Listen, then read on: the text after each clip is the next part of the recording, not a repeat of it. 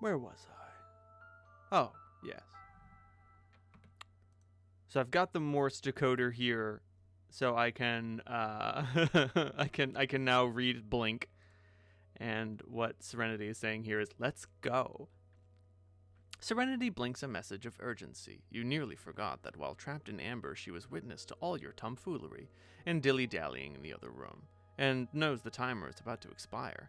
It's time to get this show on the road and escape. You reset the coordinates with the right green button again, and this time only adjust the elevation by approximately 10 human measurement units. Bars, a purified. Wayward vagabond, hasten to the exit post-haste.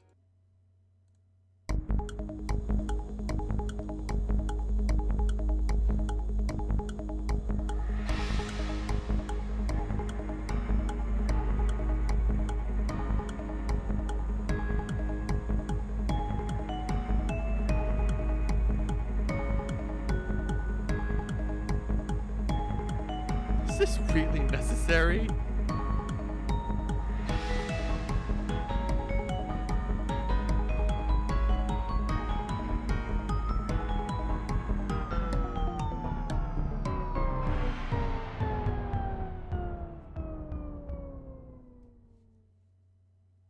Psych? Oh, wait. The wayward vagabond seems to always be doomed to failure.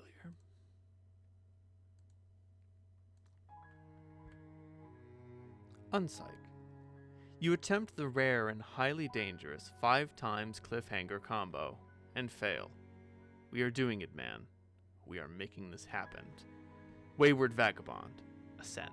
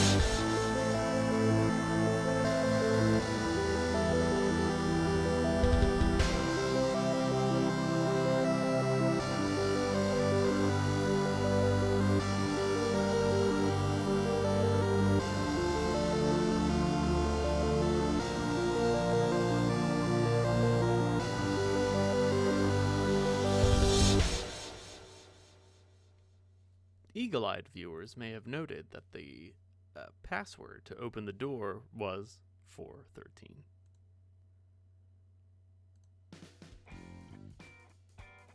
End of Act 2. Dear John. From the ancient copy of Colonel Sassacre's daunting text of magical frivolity and practical japery. The Colonel amuses men marginally less soused than he on a sweltering Mississippi evening. In true Sassacre form, he puts his astonishing julep intake to use with the textbook execution of the Butterfingers Solitaire. Dear John, you are no doubt reading this as a handsome and strapping young man.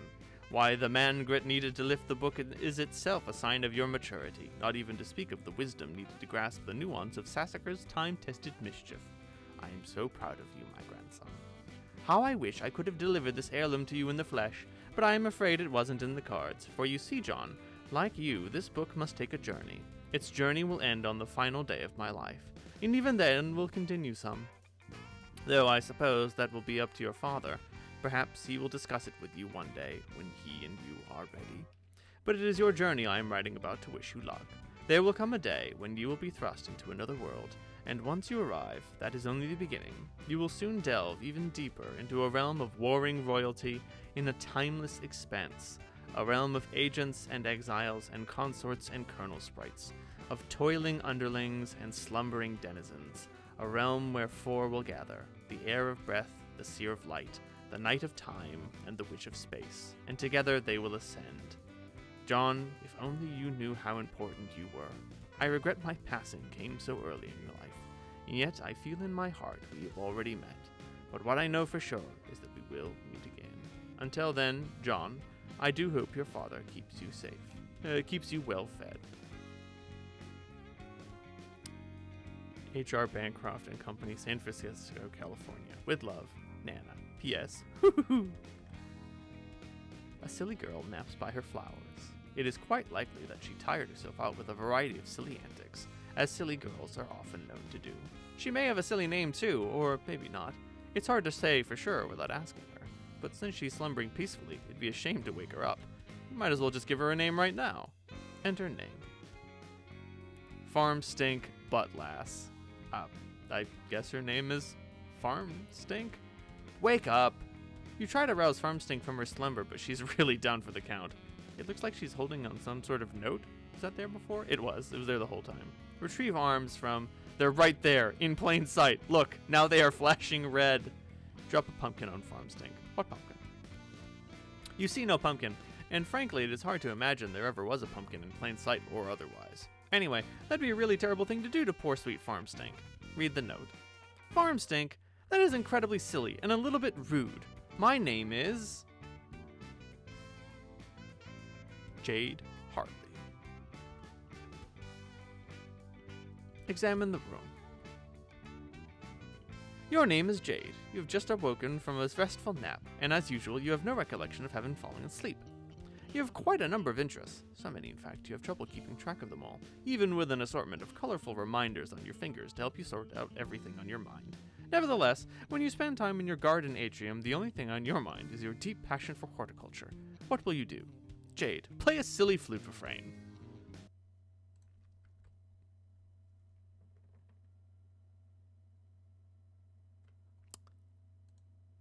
You can really just press any button on your keyboard.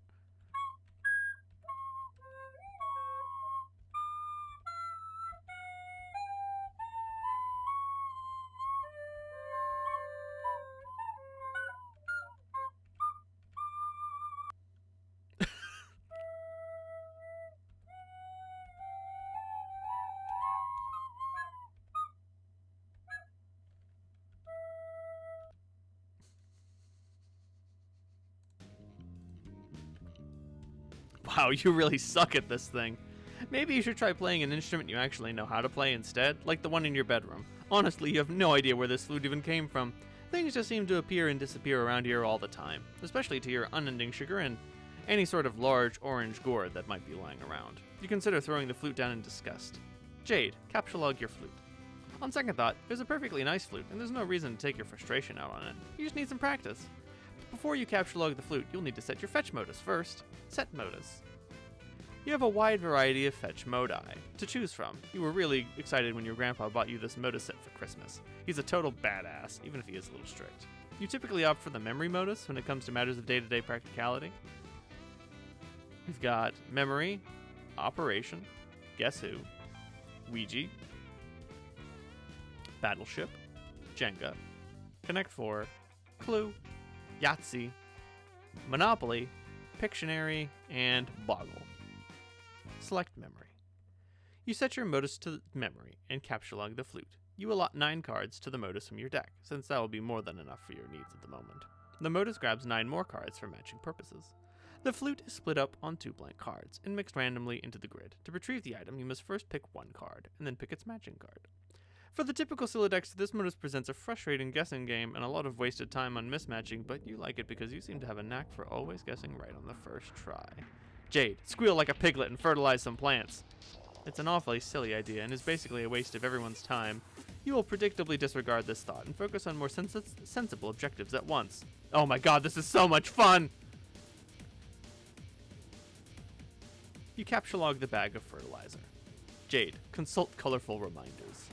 You tend to have a lot of things on your mind at once, and you can be a little forgetful, so you keep a variety of colored strings on your fingers as reminders. Each one means there's something different to remember at a certain time. In fact, looking at your index finger reminds you that there is something important to remember right now. It is your friend John's birthday. The green string reminds you that John's birthday package will arrive today. The blue string also reminds you that John's birthday package will arrive today, though in a different way that means something slightly different.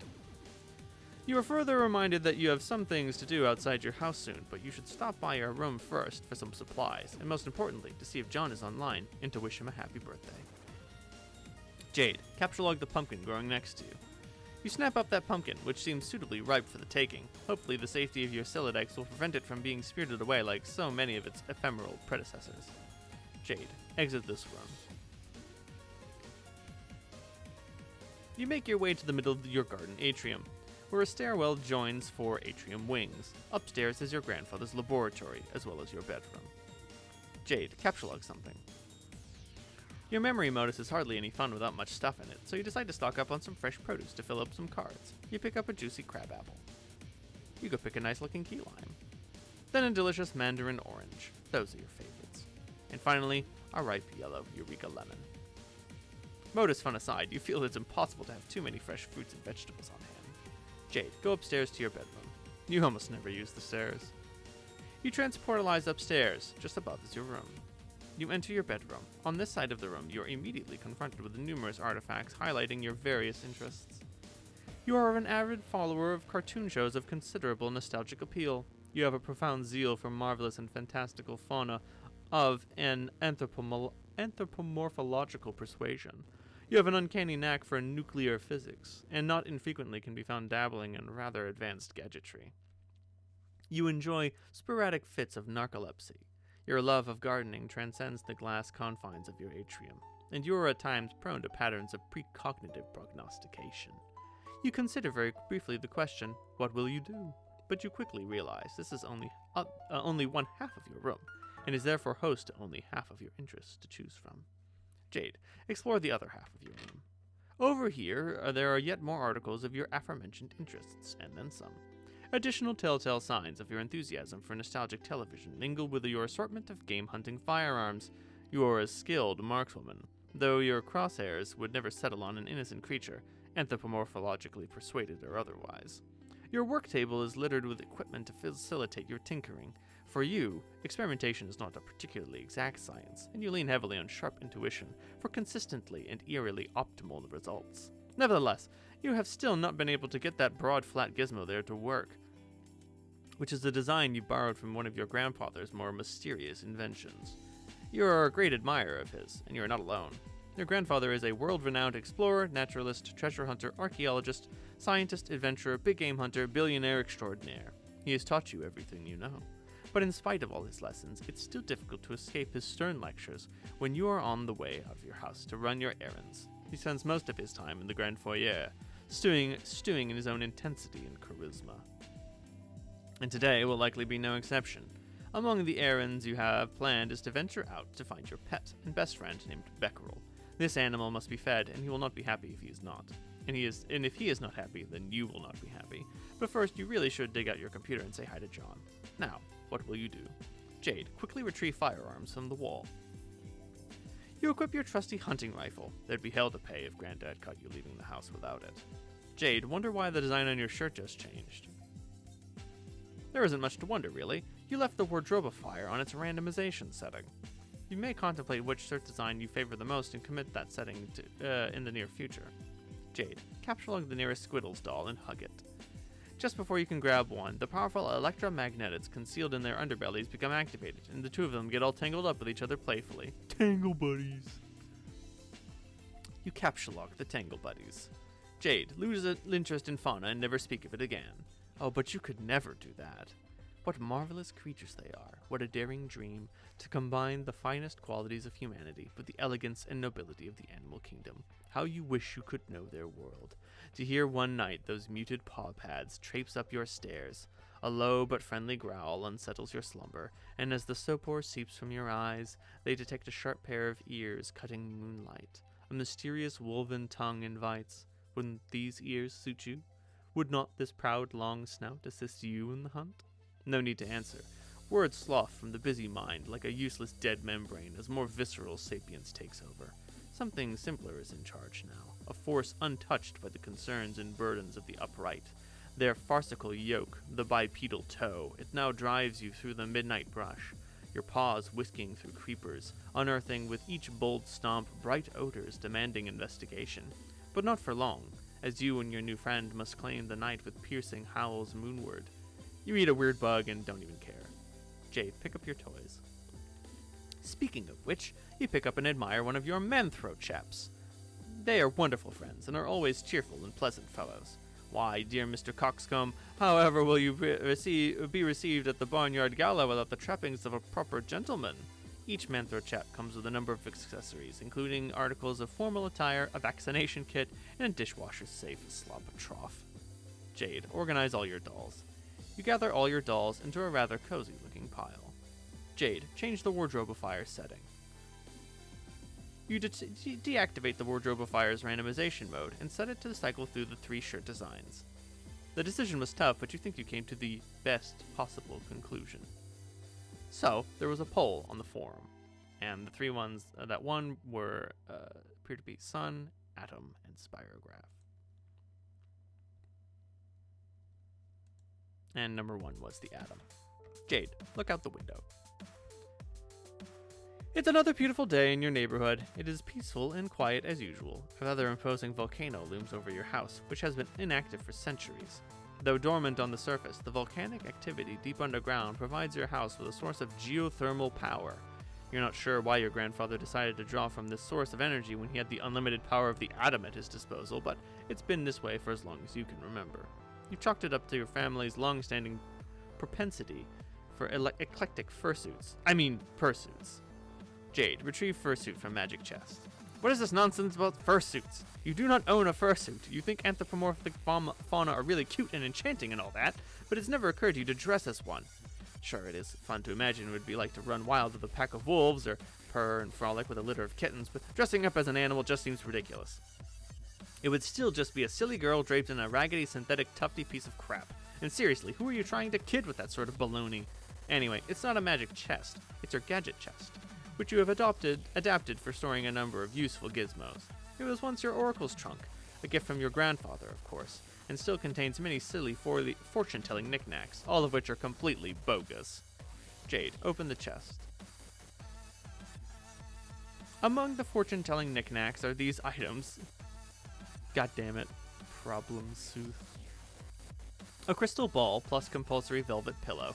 A tarot deck, a magic 8-ball, a magic cue ball, and one of your favorite books of all time, Problem Sooth. Among the useful gizmos are of course your computer, which you keep inside a fun lunchbox for easy transport, and a couple of gizmos you keep handy so you don't always have to make the long trip to the kitchen. There's a cookalizer for preparing delicious meals, and a refrigerator, a name which clearly is a wacky variation on the much more common household item, the refrigerificator. Jade, examine the magic 8-ball and magic cue ball. These things are stupid and useless. When the magic 8-ball isn't being frustratingly ambiguous, its forecast is always wrong. You've tested it a numerous number of times, with certain facts you know to be true. This is in reply when you ask it if it's your friend John's birthday today. See? Stupid. So, is it John's birthday? Well, not exactly. We'll see. We'll have to wait and see if the 8-ball is correct or not. You guess maybe it could be used as a reverse prediction device? And always trust the opposite of what it says. But that seems dumb to you. And anyway, the thing gives you bad vibes. You might consider smashing it, but you're a little superstitious about whatever ominous consequences that might have, even if the occult talisman in question is a cheap piece of garbage. The magic cue ball, on the other hand, is said to make predictions with alarming precision and specificity. Unfortunately, it lacks a portal on its surface that allows you to view the prediction.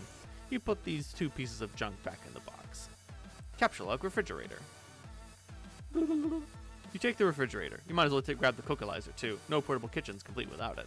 You take your lunch top too, because obviously you're going to be using that pretty soon. Whoops, there goes your flute, but who cares.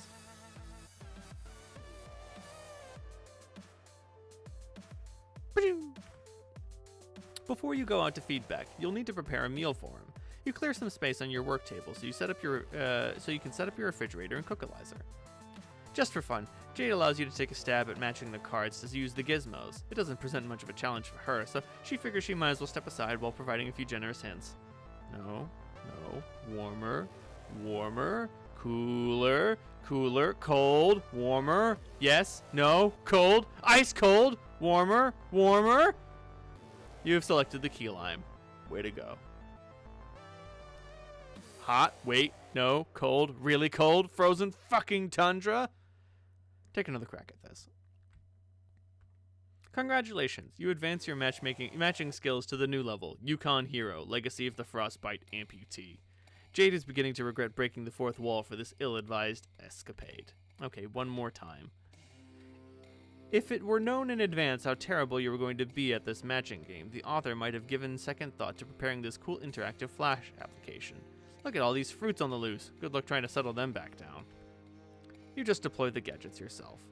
Jade, stick fruits in the refrigerator to keep them fresh. These fruits are unlikely to become less impudent anytime soon, regardless of where they're stored, but you stick them in anyway. You take a look at the refrigerator's rotary interface. You wonder what he's in the mood for today. Press the steak button. Oh well, it's a rotary dial, so there are no buttons to press, but whatever, that doesn't really matter. You dial up a thick T-bone steak, which you're sure Becquerel is in the mood for because he's in the mood for steak every day and is never in the mood for anything else. But he does like his steak very well cooked.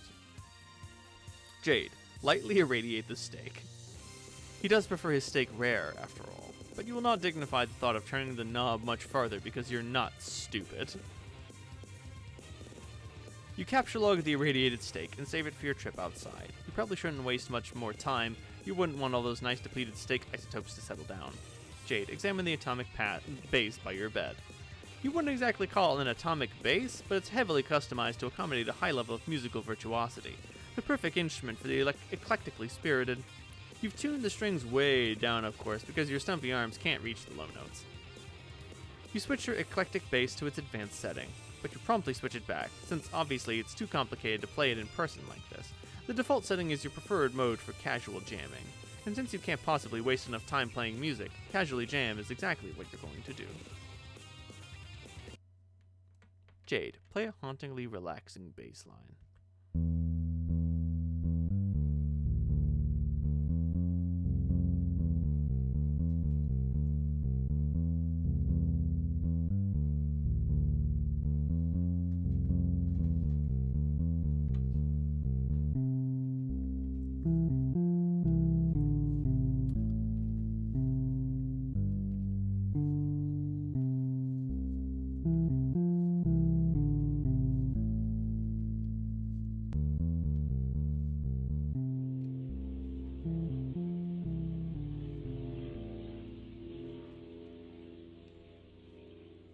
Ooh. Jade, capsulog bass.